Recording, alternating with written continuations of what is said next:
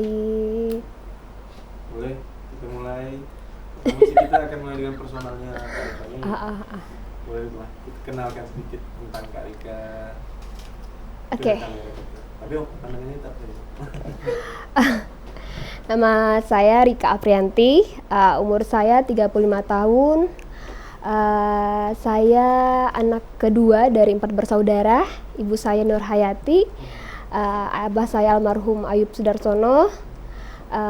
Saya seorang istri. Suami saya Haris Saputra dan saya mempunyai 2 anak, Abdurrahman dan Abdullah. Jadi untuk kan profesi kakak ini kan kenal dengan fashion designer. Sejak kapan sih kakak mulai bergelut di bidang ini? Sejak kapan? Maksudnya sejak kapan yang mulai atau proses? Prosesnya gitu. Oke. Ceritakan gitu. Prosesnya, oke. Mungkin dari pendidikannya mungkin memang ada tentang fashion atau. Kebetulan kakak dulu asal Singkawang. Bareng-bareng semua. Yeay, udah gitu kan. Terus asal Singkawang, dari SMP udah sekolah jahit, yaitu sekolah KRP, Rumah Tanggaan dan Pariwisata, itu SMP 5 di Singkawang. Itu sekolah jahit juga, sekolah jahit, sekolah masak, sekolah nyulam, sekolah kepribadian diri. Terus lanjut ke SMA, SMKK 5 Pontianak. Di situ saya ngambil tata busana juga. Terus lanjut lagi sekolah fashion di Bandung, namanya Susan Budiarjo. Terus lanjut lagi sekolah fashion design juga di Esmod Prancis Jakarta. Terus ya udah, terus ya udah. Ya gitu sih jenjang pendidikan lah ya, prosesnya. Terus lepas dari itu sekolah, sempat juga kerja di garment, suatu garment baju senam. Tahun berapa tuh? Tahun 2003. Jadi sambil sekolah, saya itu sambil cari ilmu, sambil misal sekolah kan berapa hari gitu kan. Saya berapa hari juga ngambil part time kayak gitu. Bukan semata-mata nyari uang, emang pengen nyari pengalaman. Sambil sambil sekolah, sambil cari pengalaman kayak gitu kan. Terus itu di garment di Bandung. Jadi dia tuh nerima kayak Disney, masukin ke Matahari apa seperti itu. Setelah dari situ saya pulang, saya dapat beasiswa di Esmod Prancis. Saya sekolah di situ, terus pernah saya magang di desainer Jakarta, desainer Sophie selama 3 bulan. Terus lepas itu saya pulang, saya bekerja sama desainer lokal Pontianak, Mas Uka Tugimin. Saya sempat kerja sebagai asisten asisten beliau selama kurang lebih berapa bulan ya, 6 bulan ada. Terus dari situ saya udah bekal lah ya, saya pikir saya udah punya bekal buat saya ingin buka sendiri. Akhirnya saya buka sendiri, usaha sendiri dengan bernamakan Ruka awalnya. Ruka, bukan Rika Ayub yang sekarang. Ya, Ruka. Itu tahun berapa tuh mulai beranikan diri untuk menjual karyanya? Itu tahun 2008. 2008 bulan Juni. Lengkap ya? Lengkap. 2008 sampai Sekarang. Udah berkarir di komersialnya sekitar 12 tahun ya? 12 tahun. 12 tahun masih. Itu awalnya memang udah langsung di dunia wedding atau ada bikin-bikinnya untuk fashion biasa gitu? Awal saya buka, saya terima orderan itu baju-baju kantor, seragam harian berkat, seragam SPG, ya kayak gitu. Terus lanjut ke baju-baju pesta undangan.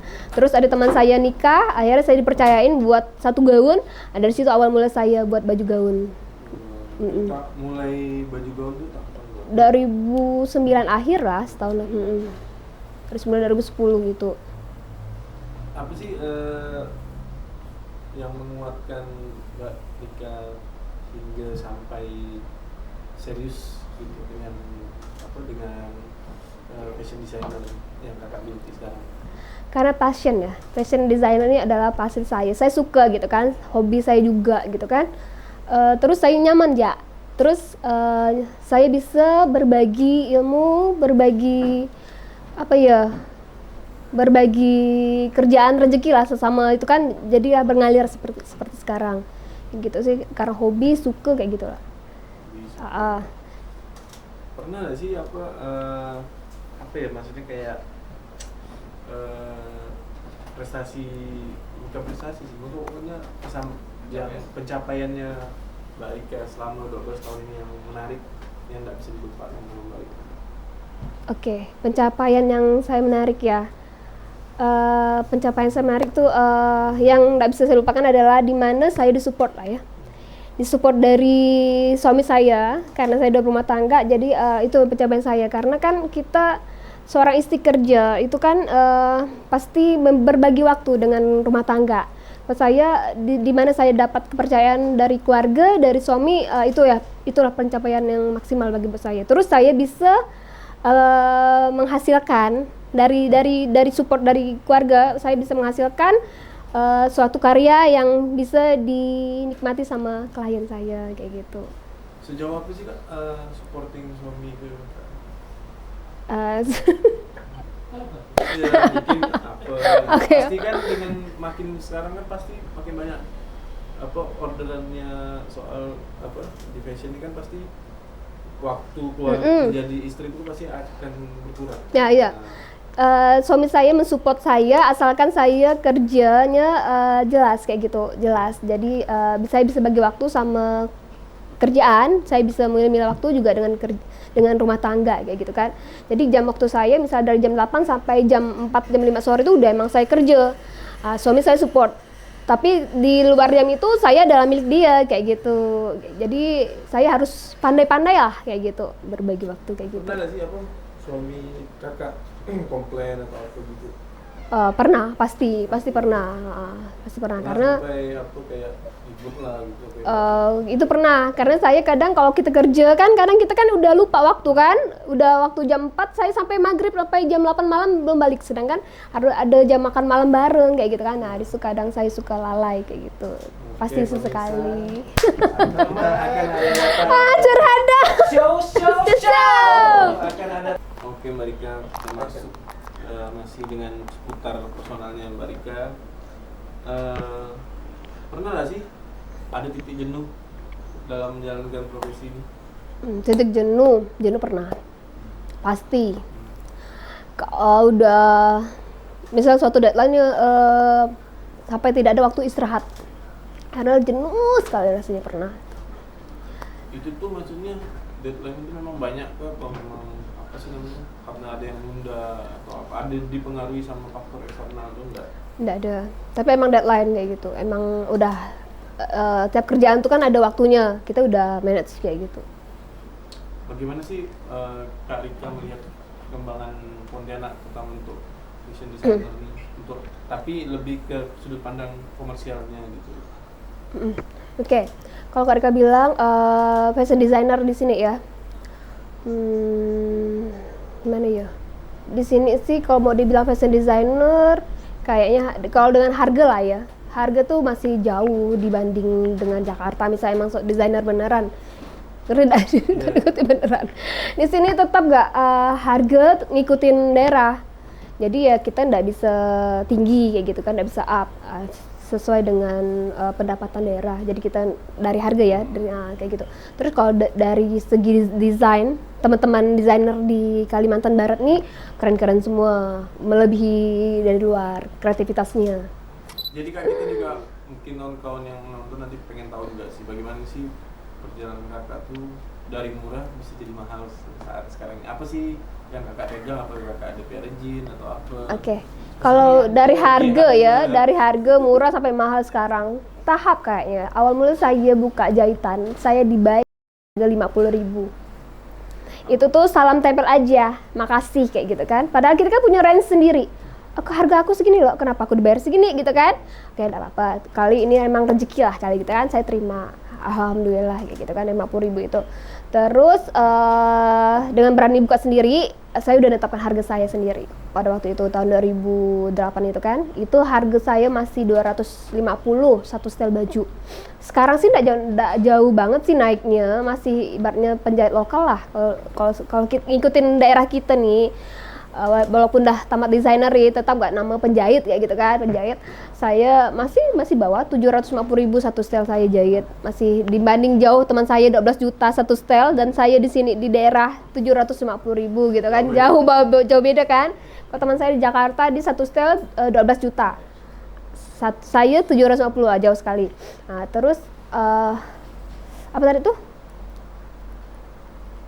Iya itu, bisa sampai kakak menjadi mahal sekarang, apa yang kakak pegang dari mungkin dari harga tadi ya. Oke. Tadi harga. Oke, kembali ke kenapa mahal.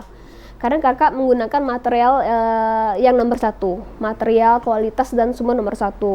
Misal kristal ada kristal biasa, kakak pakai nomor 1 Swarovski gitu kan. Gitu juga lace ada lace Jepang, kakak pakai yang lace Prancis kayak gitu kan.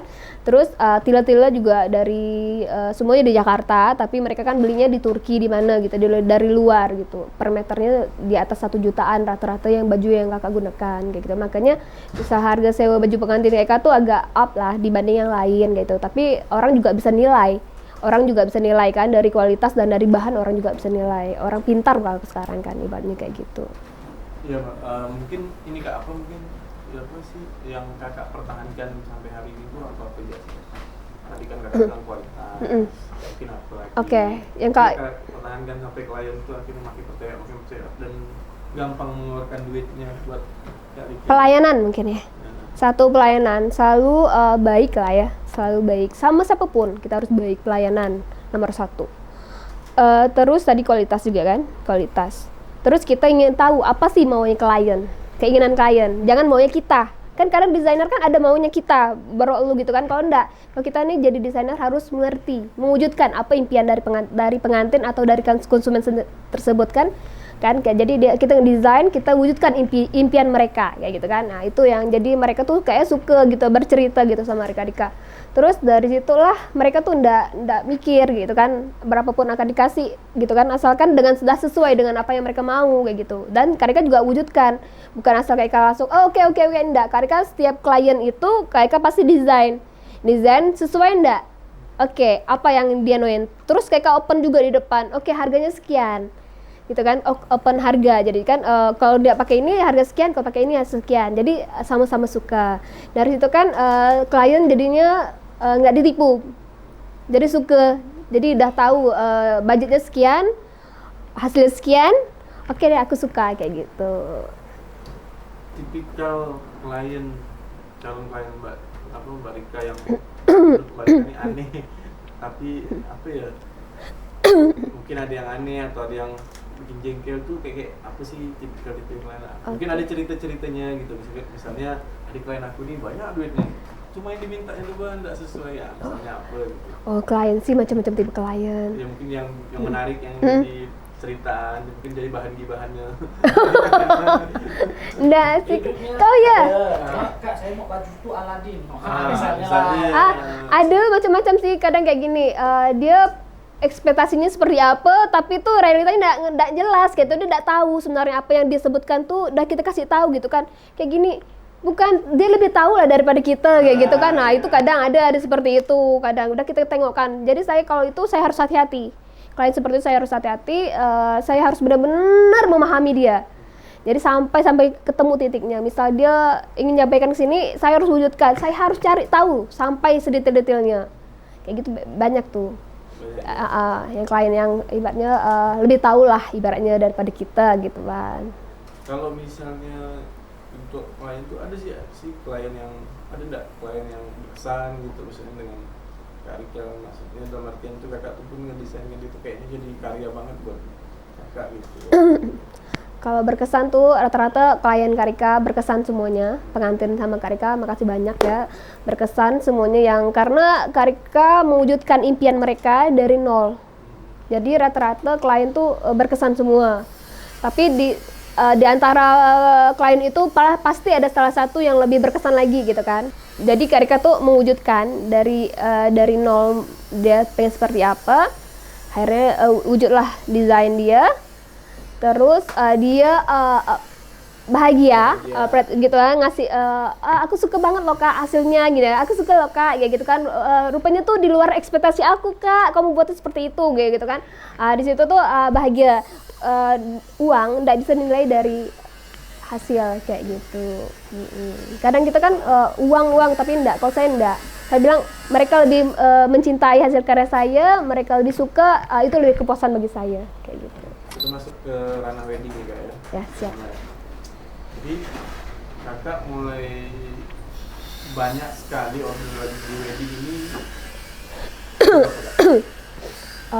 Kak Rika awal mulai di wedding kan, Kak Rika tuh jahitin beberapa pendekor, beberapa pendekor di Pontianak. Saya Kak Rika jahitin, mereka pesan ada pengantin perdana kayak gitu kan, beberapa pendekor lah di Pontianak nih kan.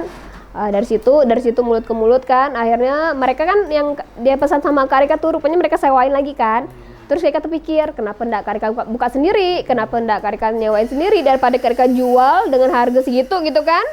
Kalau kita ngejual sama itu kan harganya kan low pasti. Kenapa enggak Kak Rika sendiri buka, akhirnya Kak Rika beranikan, Kak Rika buka sendiri, Kak Rika sewakan kayak gitu. Itu tahun berapa ya? Nanti tahun berapa ya? Yang benar-benar kayaknya tahun ini orderan apa atas nama baju Rika Ayub nih ramai sekali gitu loh Kak.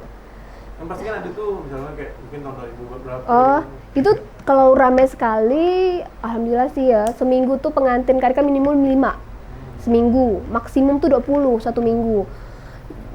Sebulan tuh 40 pengantin ada. Sebulan.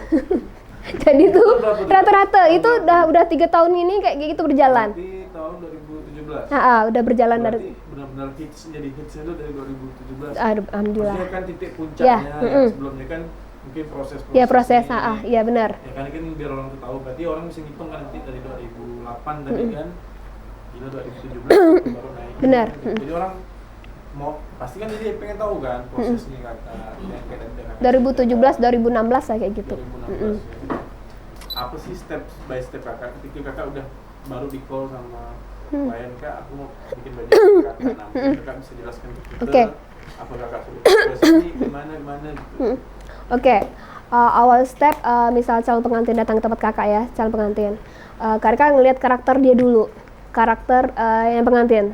Oke, kayak kamu mendalamin dia, melihat karakter si cowok dan karakter si cewek. Kayak harus lihat dua-duanya. Jadi ketemu ya. Harus ketemu. Dari ketemu lah ya kan, dari telepon. Oke, kita ketemuan. Karena di telepon kan nggak mungkin tahu siapa dia nih gitu kan, orangnya seperti apa. Jadi ketemu berdua, harus berdua. Karena apa? Kayak pertama lihat tinggi badan dulu.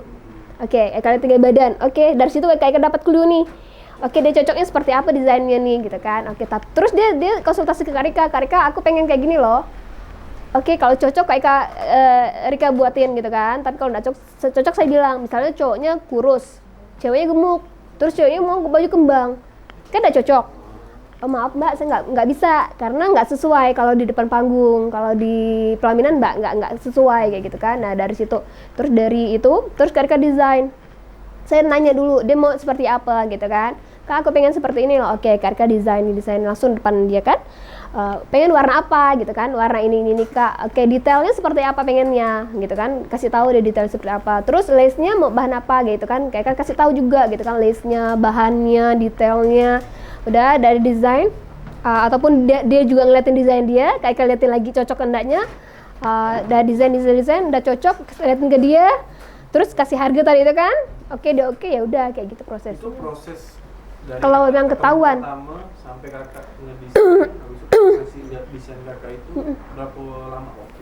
Kalau emang udah cocok, udah tahu kriteria konsumen itu, bisa 1 hari bisa. Kalau emang nggak cocok, belum tahu, belum dapat inunya, kayak harus lihat dulu dia, kepribadian dia. Kayak kan nengok Instagramnya, Mbak boleh lihat Instagramnya enggak? Jadi saya tahu. Oh, jadi di riset riset dulu kepribadian seperti apa gitu kan. Cocokin dia juga pengen warna apa gitu kan. Kalau dia bingung menentukan tema kayak gitu kan. Kalau dia udah tahu temanya sih gampang, karena kan tema menentukan desain kan. Kayak gitu. Itu Kak, misalnya kalau sekarang dulu kan sempat hits yang model pakai kawat tuh kembang-kembang. Iya, petticoat. Apa namanya? Petticoat. Petticoat.